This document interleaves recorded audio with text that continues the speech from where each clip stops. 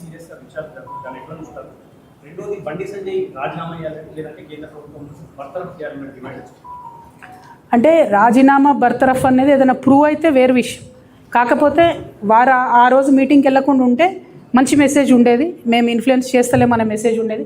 మరి ఎందుకు పోయినరో ఆ మీటింగ్కి నాకు అర్థం కాలేదు. ఆ మీటింగ్ పోవడం వల్ల మాత్రం ఒక ఫీలింగ్ ఏమొచ్చిందంటే తెలంగాణ ప్రజలలో పెద్ద పెద్ద వాళ్ళ పిల్లలు ఏం తప్పు చేసినా కూడా చూసి చూడనట్టుగా పోతారనే ఫీలింగ్ వచ్చింది. అది కరెక్ట్ కాదు, దాన్ని సవరించుకోవాల్సినటువంటి పరిస్థితి ఉన్నది. ఈ రాష్ట్రంలో ముఖ్యంగా డీజీపీ సివి ఆనంద్ గారికి నేను డిమాండ్ చేస్తున్నా, తక్షణమే బండి సంజయ్ గారి కుమారుడు, అబ్బాయి పేరు చెప్తలేను ఎందుకంటే పాలిటిక్స్లో లేడు, పాలిటిక్స్లో లేని వాళ్ళ పేర్లు తీయాల్సిన అవసరం లేదు కాబట్టి బండి సంజయ్ గారి కుమారుడి పేరు మీద మీరు దయచేసి లుకౌట్ నోటీస్ ఇచ్చి మీరు సీరియస్ ఇన్వెస్టిగేషన్ చేస్తారనే విషయాన్ని ప్రజలకు అర్థమయ్యేటట్టు చేయాలని చెప్పి మేము డిమాండ్ చేస్తాం.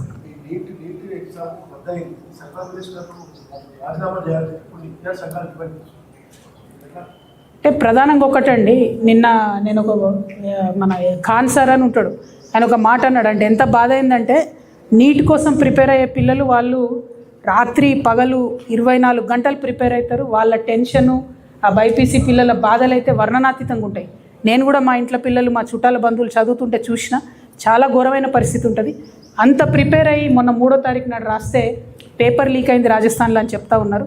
అంటే మామూలుగా 10 రూపాయలకు కొనే డైపర్ కూడా లీక్ కాదు, కానీ నీట్ పేపరు లీక్ అవ్వడం అన్నది చాలా దారుణం. అంటే ఎంత అపహాస్యం చేస్తున్నారు సంపూర్ణంగా విద్యా వ్యవస్థను అని చెప్పి మనం బాధపడే పరిస్థితి. రాజీనామాలు చేయమని డిమాండ్ చేయడం కాదు, టెక్నాలజీ వాడుకోవాలి, పేపర్ లీక్ కాకుండా చూడాలి, పిల్లల్ని టెన్షన్ పెట్టొద్దు. అంటే ఫ్యూచర్ ఆఫ్ ఇండియా వాళ్ళని టెన్షన్ పెట్టి మళ్ళీ ఎగ్జామ్ రాయి అంటే ఒకసారి పర్ఫామ్ చేసిన వాళ్ళు సెకండ్ టైం అదే రకంగా చేయాలంటే ఇబ్బంది ఉంటుంది. వారి మానసిక స్థితి కూడా చాలా డిఫరెంట్గా ఉంటుంది, తల్లిదండ్రుల మీద కూడా స్ట్రెస్ ఉంటుంది. కాబట్టి డెఫినెట్గా ఈ వ్యవహారాన్ని అత్యంత సీరియస్గా తీసుకోవాలి, టెక్నాలజీ వాడుకొని పేపర్ లీక్ కాకుండా కేంద్ర ప్రభుత్వం చూడాలని చెప్పి మేము డిమాండ్ చేస్తూ ఉన్నాం. అందుకే మేము మా మేనిఫెస్టోలో కూడా చెప్పినాం, విద్యకు అత్యంత ప్రాధాన్యత ఇవ్వాలి, అత్యంత ఎక్కువ బడ్జెట్ ఇవ్వాలి, అత్యంత సెక్యూరిటీ ఇవ్వాలి. కానీ అది దేశంలో జరుగుతలేదు, రాష్ట్రంలో జరుగుతలేదు. ఈ విషయంలో మాత్రం సంపూర్ణంగా కేంద్ర ప్రభుత్వ వ్యవహారాన్ని మేము ఖండిస్తూ ఉన్నాం. Thank you.